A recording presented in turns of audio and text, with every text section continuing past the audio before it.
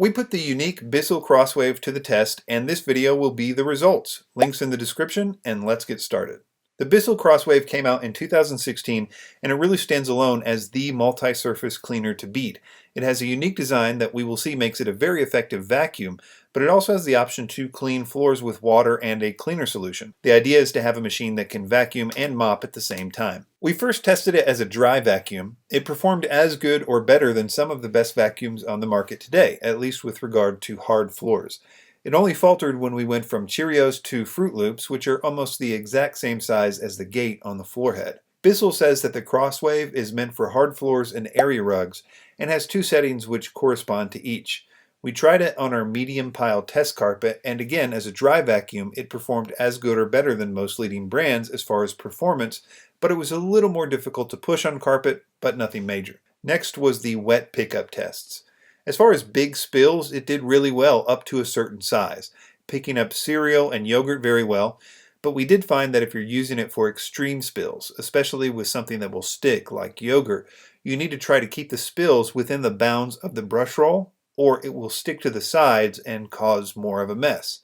I suppose you could just wipe this off and continue if you had an extreme spill. We wanted to see how many passes it would take to clear the floor of any residue. We found that just one pass was not enough. 3 or 6, depending on how you count, was better, and more, 9 to 18 passes, showed no residue at all.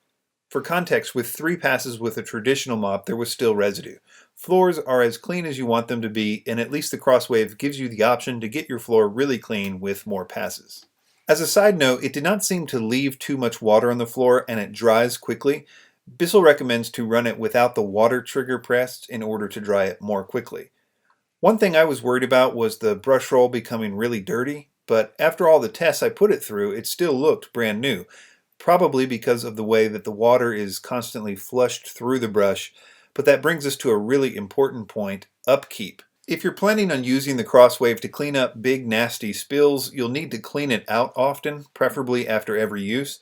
Now granted, I was cleaning huge messes with a lot of debris, but it seemed like it could have been designed better because the moisture causes the debris to be everywhere on the parts you need to clean, even the interior of the filter and inside of the brush roll housing.